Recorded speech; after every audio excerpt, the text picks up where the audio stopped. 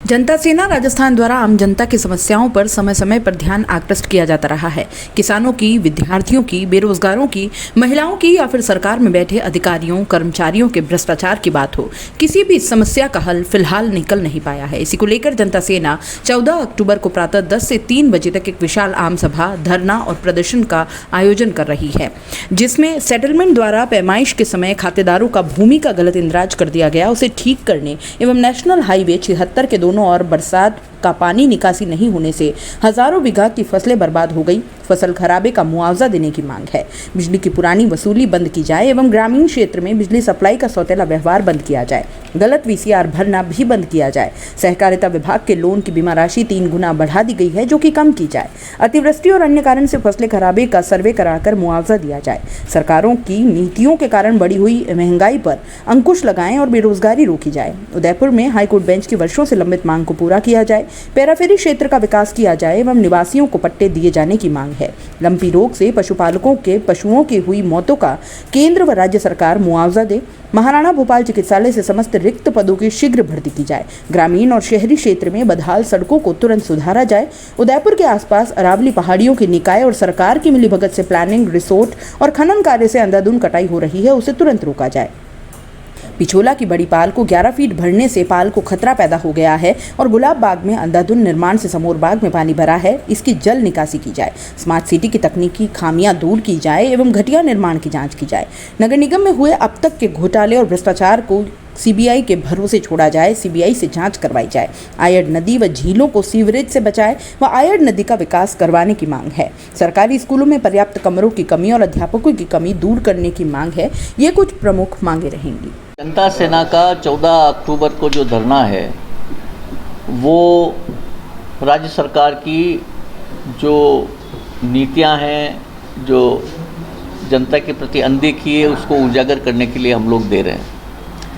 हम लोग पिछले 2 साल से विभिन्न माध्यम से सरकार को, अधिकारियों को चेता रहे हैं, लेकिन इस पर आज तक कोई कार्रवाई नहीं हुई। इसलिए इस धरने के माध्यम से हम सरकार की नींद उड़ाने का प्रयास कर रहे हैं। जिस तरह से किसानों की फसल का खराबा हुआ है, उसके मुआवजे के लिए हम पिछले 5-6 महीने से प्रयासरत हैं, लेकिन अभी तक ना तो कोई आकलन हुआ है, ना मुआवजे की घोषणा हुई है। अभी लंपी रोग जो चल रहा है उसके लिए किसान परेशान है। सरकार की ओर से कोई इसकी सुविधा नहीं दी गई। लोग अपने खर्चे पर टीके लगवा रहे हैं, अपने खर्चे पर गायों की इलाज की व्यवस्था कर रहे हैं। हमारे क्षेत्र में एक वेटनरी कॉलेज भी है, उसके बावजूद सरकार उसका फ़ायदा नहीं लेते हुए ना तो टीके लगवाए सरकार ने, ना उस पर कोई प्रयास किया, ना कोई ऐसे कैंप लगाया जिसमें कि इन जानवरों को बचाया जा सके। जिस तरह से कोरोना में मुआवजा देने की व्यवस्था है, तो क्यों नहीं पशुपालकों को भी पशु के मृत होने पर मुआवजा दिया जाए, ये हमारी सरकार से मांग है। हमारे क्षेत्र में स्कूल हैं लेकिन कमरे नहीं, अध्यापक नहीं और बहुत बुरी स्थिति है। मैं कई बार जिलाधीश से मिल चुका हूँ। जिलाधीश ने भी हमें यही कहा कि हमारे पास ऐसा कोई बजट नहीं है जिसमें कि हम लोग कमरे वगैरह वहाँ पर बनवा सकें। जबकि बीजेपी राज में वसुंधरा जी के समय पर डीएमएफ जो फंड था उससे हमने काफ़ी स्कूलों में कमरे बनवाए थे, लेकिन अब की बार डीएमएफ फंड कहाँ यूज़ हो रहा है हमको कोई जानकारी इसकी नहीं है।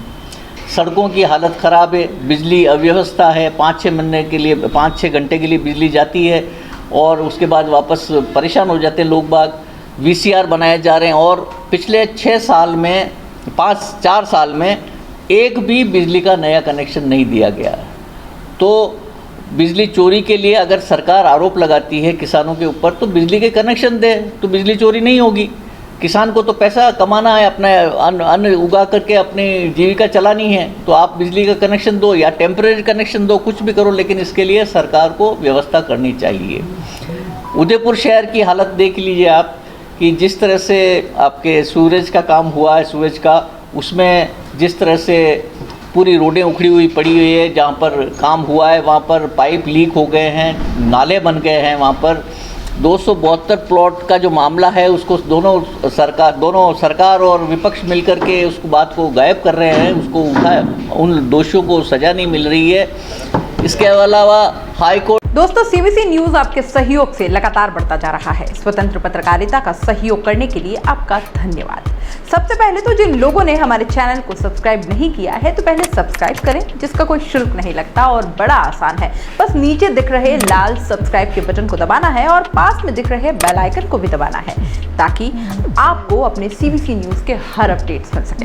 हमारे इंस्टाग्राम पेज और फेसबुक पेज को भी लाइक करें, फॉलो करें, वहां पर भी आपको मिलती है तरह तरह के अपडेट्स। हम पूरे राजस्थान से आपके लिए लाते हैं वो खास खबरें जो आपके लिए जरूरी है, और वो भी पूरी बेबाकी के साथ। पत्रकारिता के इस मुश्किल दौर में आपकी आवाज जिम्मेदारों तक पहुंचाना ही हमारा लक्ष्य है, और ये आपके सहयोग के बिना संभव नहीं है। हमारा सहयोग करें, स्वतंत्र पत्रकारिता में अपना योगदान दें और ज्वाइन बटन पर जाकर सदस्यता लें, चाहे सबसे छोटी सहायता के रूप में ही क्यों ना हो। जनता की बेबाक आवाज बने रहें, उसके लिए सहयोग आपको ही करना है। सब्सक्राइब करिए और ज्वाइन बटन पर क्लिक कर सदस्यता ग्रहण कीजिए।